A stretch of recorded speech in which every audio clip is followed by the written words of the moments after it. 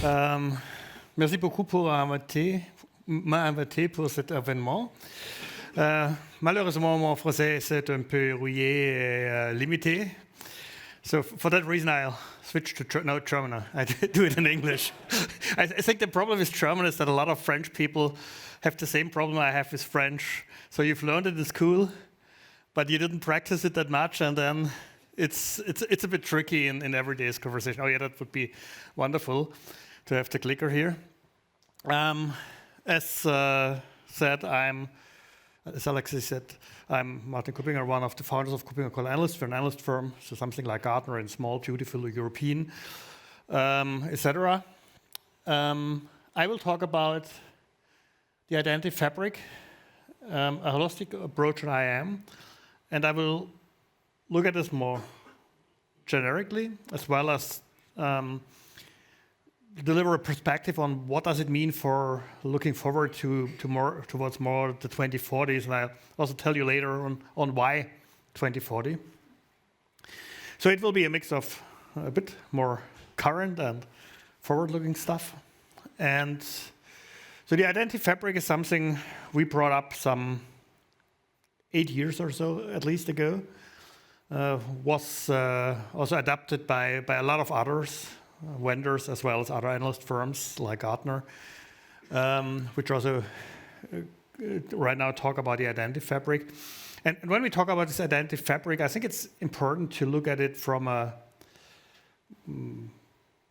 look at first maybe at what is it about? What do we had in mind when we crafted this? Basically, this evolved in an age where consumer identity management was becoming more popular, so we had workforce identity management anyway out there for a while. We saw B2B identity management emerging and others, and the perspective we took also from advisory projects we did with some large customers was, it doesn't really make sense that a company has, or an organization has, one identity management for that use case, another one for that use case, etc. So then saying, okay, we have workforce, then we build a new system for consumers and another one for B2B and AI and whatever else, it will not work. So we need to think about how do these things come together. And I think the other aspect, or one of the other aspects was, I still see too many decisions starting with the tool and not ending with the tool. And so we took more a capability-focused approach. And we also stepped a little bit back and thought about what is the job of identity management. And the job of identity management is quite simple when you look at this graphic. It's about seamless, yet secure and well-governed access for everyone and everything, that's on the left-hand side, to every service that's on the right-hand side. This is the job of identity management. Ensure that everyone, everything can access what is needed, but only what is needed. And so we thought about what are capabilities, and there are quite a number of capabilities, and many of these capabilities resemble what you've seen from Memority, etc. And our thinking was about look at the capabilities first. I think this also resonates well with what Patron was talking about. The first step is not, oh, there's a new big buzzword out there, let's add another tool, but thinking about what is your challenge to solve, which capabilities do you need? And no one of you in that room will need everything in identity management. Some of you may need more, some of you may need less, no one will need everything. So think about what you really need. Think also about what you need first, and what is maybe of lesser priority. Think about what you have. And that's, I think, another advantage of a capability-driven approach, looking at what do I have already in place. So we walk from capabilities to services, grouping capabilities into services, and then backing them by tools, by technology. That way, from left to right. And the idea also was, so very few of any of you will have started or will start on a greenfield. That would be rather uncommon. So you have something in place. And if you're unlucky, you have whatever an IGA implementation that dates back to the early 2000s or so, let's say the mid 2000s, something like that. So, which is 15 years or older. And that means you can't just rip and replace, you also have to live with what is there. And you need a way to connect this, maybe to integrate your legacy and gradually migrate at your own pace. And I think this is a very important thing. Keeping you in the driver's seat, this making you decide about how fast do you migrate to something modern. So we need a connectivity here. We need a connectivity to the digital service, to SaaS, to everything. And also the legacy and the on-prem stuff, it won't go away. We see even a bit of a shift back to on-prem nowadays in certain use cases, also clearly a bit pushed by the sovereignty debate. And there's another very important thing on the upper left where we talk about an identity API layer. And I think this is very essential that you think about not only how can you manage identity, so to speak, inside out from the identity perspective, but also outside in. How can you deliver a service that can be consumed by an application via APIs? This popped up, I would say, the first time is consumer identity management. It's very essential to look at an API-first approach. So this is at a high level, and I'll come back to this later, the idea of the identity fabric. And when you look at the term of fabric, it has at least a dual meaning in English, which is the meaning of mesh and of factory. So in that sense, the identity fabric is both. It's a mesh, which brings together your existing and your new services in a structured manner, which helps you to move to a consolidated architecture, a consolidated perspective, approach, and strategy at the end of the day, including the roadmap Bertrand talked about, for your entire identity management. And a very important element within an identity fabric is orchestration, the ability to bring together services. And this will become more and more important over the next couple of years. The other is the factory, the production, the delivery. It's about delivering the services your organization needs. So it's this dual meaning, and a fabric is not that. This may be what you have, but that's what you should get when you do it right. So not just a pile of Legos, but something you've artfully crafted out of a lot of small pieces into a combined entity, into this fabric. So if you go a bit deeper, then we have capabilities for different types of services, administration like repository or directory provisioning and stuff like that. The analytics part, nowadays frequently called IWIP, which is a pretty hype term. And unfortunately, it's not a platform, it's just a capability. And if you go for these things, then also think about, is visibility sufficient or do you need observability, so taking actions out of what you watch? So yes, and I think a lot of these things beyond visibility are in what memory delivers. So we need to really also always step back when all this marketing buzz pops up, and the industry is really good in that. Step back and think about what is the capability, the added value behind that, what really helps you on your journey. So authentication services, authorization, very important. We need to really shift away from static entitlements as much as we can. Because, so is there anyone in the room who would say, hey, in my organization, the departmental managers, they are really lucky when I tell them next week the next recertification campaign starts? Oh, no one is raising their hand. Surprise. Yes, so if this is the case across the globe, then we did something wrong. So we need to get away from it. On LinkedIn, I think last week posted something, and also on our blog at Call Analyst, about a bit provocative, I have to admit, from 100 to 0 in a day, how to get rid of recertification.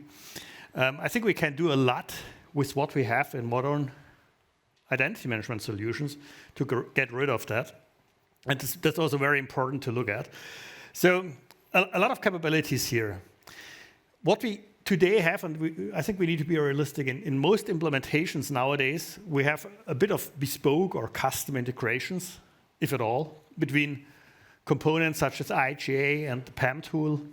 So, simple question.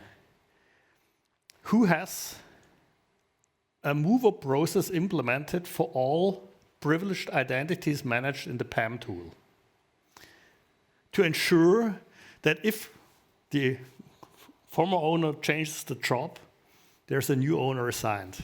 That owner process logically should be in the IGA tool. Who has implemented this? Okay, as many as love recertification. Yeah, integration is important. That's why I push on this orchestration thing. You need really to look at orchestration. We may have something around access management, some integration in other areas, but in many cases, I think it's very realistic. We are not fully there. So we tend to lack, so it's custom integrations. We tend frequently to lack a consistent API layer,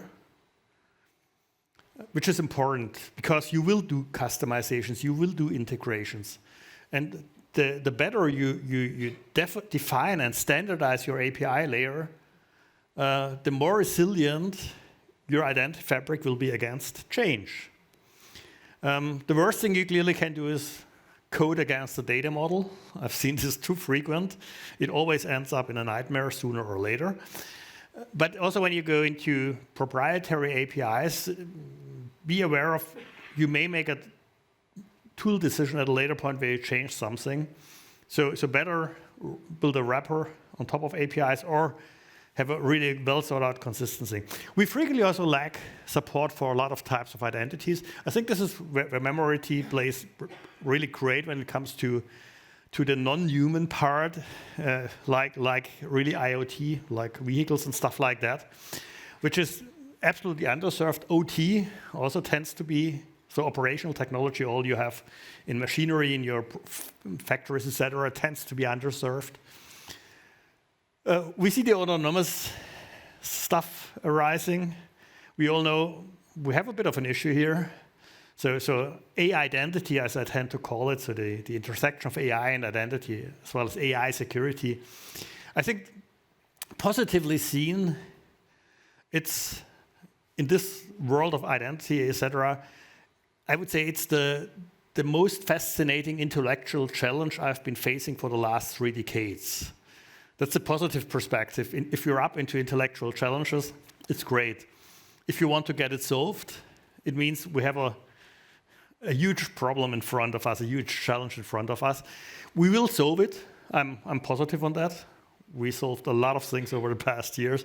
We also will get a grip on AI and the security and that, but we must not oversimplify this. It would be a theme for an entirely separate talk, so I stop here with the AI part.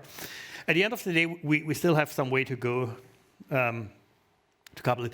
In the modern identity fabric platforms, you move to something which allows you to build orchestration. So some of the players, and when we do our market research, our market comparison for us, what Gartner names a magic quadrant or Forrester names a wave, it's the leadership compass. And we do one on identity fabrics for quite a while. And the importance of orchestration, so the weight of orchestration and the rating gradually increased, and it will further increase because we believe this is one of the essential things. Because if you have an orchestration platform in there, no code, low code, pro code, you can more easily integrate it. So it allows you to gradually shift away from custom, from bespoke integrations. And this is, from my perspective, then one of the core services that allows you to really deliver on your promise of an integrated identity fabric. So you need something that helps you also orchestrating with stuff you already have. This is really an essential aspect when we look at this entire theme, to have something like that. Be careful when it comes to no and low code. So whom of you had been working with Lotus Domino or Lotus Notes? Yeah, quite a few. So the challenges you were facing with Lotus Notes in thousands of nodes databases, no one knew what they are doing, where they came from, and how to handle them. They are small compared to what we may face in the future with if we don't use no-code, low-code the right way. The other thing is maybe so put some controls around it, just that. Maybe even start documentation. The good thing I think with AI is sometimes that AI at least can help us for also for instance, documenting stuff we do. So there are a lot of positive things we can do, and documentation of that could be one thing. So orchestration is great, but do it in a controlled manner. So if it goes out of control, as I said, we are back to Lotus Notes on steroids when it comes to the challenges we are facing. So again, it is we may have overlap. So we may have a partially converged platform. We still may have whatever another access management solution out there. We need to think about how to get away from that. We may have some API layers. We still may struggle with that, but overall we have technology that helps us to shift really towards a comprehensive identity fabric approach. I think one of the reasons you're here is that you're working with someone who delivers such a platform, and that helps over time. It's a journey, to be very clear, and it's not that you say, this is my identity fabric, I define it, I build it, and I'm done. No. It will evolve because there will be new types of identities, new use cases, new capabilities required, etc. So you won't stop. But that helps you to structure what you're doing and to take a broader perspective. And it's interesting, when I go to Germany, where we do more, or work closer with some of the end user organizations, there's easily half a dozen at least of the DAX companies, or the 40 largest on the stock exchange, or 40 largest, that have a defined identity fabric picture in place and working towards that. So it is something which is increasingly widely accepted, and I strongly believe it makes sense. And what we have behind that is also then a reference architecture which looks more at the technical building blocks. So this reference architecture is then, and it's all available at our website, which looks at the various building blocks. That helps quite well in mapping out the capabilities you need, where you have your gaps, and identify, is this a gap you need to fill or not? So there might be things you don't have, and you say, okay, I don't need it. There might be others where you say, I may need them sooner rather than later, or some where you say, maybe I need them in the future. Just another element in such a picture.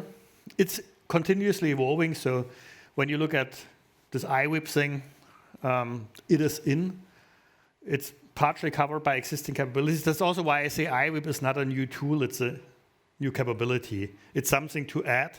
In a fabric, you probably just maybe need a few added capabilities, but you don't need another tool for that. So now to the future. Why 2040s? And you need to think about 2040 now. That's the reason. Very simple mathematics. I created this in 2025, and I like it more than 26 to 2041. So I left it with 2025 to 2040, just for the sake of elegance. So 2025 plus 2 means when you do a larger new project, easily in a large organization, it takes you whatever 2 years, maybe even, planning, budget, product decision tools, choice, all that stuff. 3 years of implementation, not unrealistic, depending on how you count. If you would be American, you would say, okay, 3 months later, I've done huge success. If you're German, it takes even longer. So it depends a bit, but at the end of the day, let's say, okay, 2 years and 3 years. It could be a little less, it could be a little more. What's the lifetime of your solution? Easily 10 years. Who has an identity management tool in place that is in the organization for more than 10 years now? One of the various tools you have. Come on. It can't be that no one has Okay. Usually, I've seen a lot of whatever SailPoint implementations that, or One Identity, or NetIQ, OpenText, whatever stuff that is out there for 15 years and more. So, and it should last a while. It doesn't make sense to do this and then start, okay, 3 years later I stop. So with this equation, you're at 2040. That means every decision you make is a decision you make not for just for tomorrow or today and tomorrow. You're doing the decision for 2040. Keep that in mind. So depending on how old you are, you may be retired then, but then your successor still will have to deal with that. That's the equation. And there are a lot of things which are going on, I believe, which we have to keep in mind. There's this convergence discussion, there's the mesh. I believe in the orchestrated mesh. There will be converged solutions that deliver a lot of capabilities, which make sense, but you need a choice to say, okay, this is my foundation maybe, like Memority, but I may have areas where I add something. Or you build on that or that. In most cases, you will have more than one tool if you take all of your IAM. And so you need the orchestration. And I don't believe that much in the one tool that reigns them all. Identity will be super important. I think we are all aware of that. I can skip that. Autonomous identity will be an interesting thing. So we may even need to think about incarnations of an autonomous identity fabric that operates and acts rather autonomously. If you go to operation technology, etc., smart infrastructures where you have less direct control than you have in your workforce environments, for instance. There will be a lot of need to rethink authentication. I think authentication will become passive sooner rather than later. So not only that we not use passwords anymore, we will not authenticate anymore.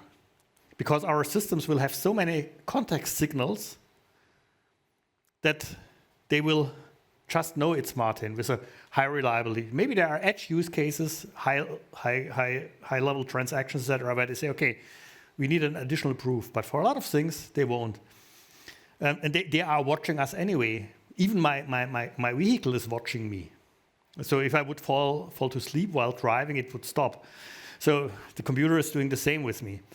And it will even go beyond ABAC, beyond PBAC, into autonomous decision-making based on AI identity, which is a super interesting field and a super challenging field. But we have so many signals that count into this that we will need to consider this. And signals for the 2040 identity fabric are a very important thing.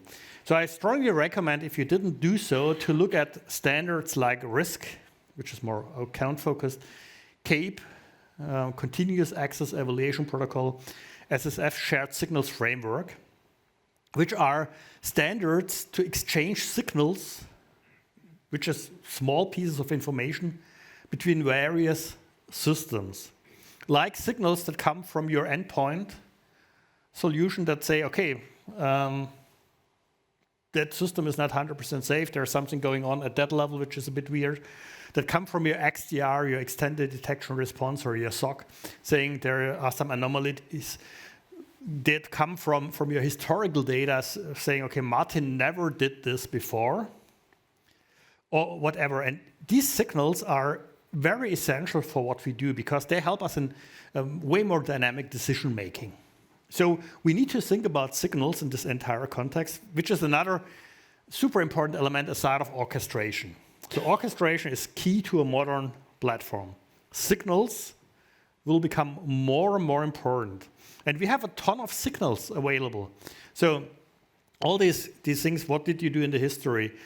Your device, the way you're swiping or moving your mouse or typing, biometrics, etc. All that are signals that you can use for making decisions. And I illustrated this once a bit with a sort of a vector. So historically for authentication, we try to have one or basically two big vectors we combine. Two-factor authentication, where we try, okay, one is weak, which is username, password. and maybe one is a bit stronger, which is the second factor, and then we have something where we say, okay, this is a big, long factor. But if you have a lot of small signals and they are almost pointing in the same direction, we can combine them to one large vector. So adding small vectors, and then we can use a lot of signals to achieve what we try to achieve with a single or two signals.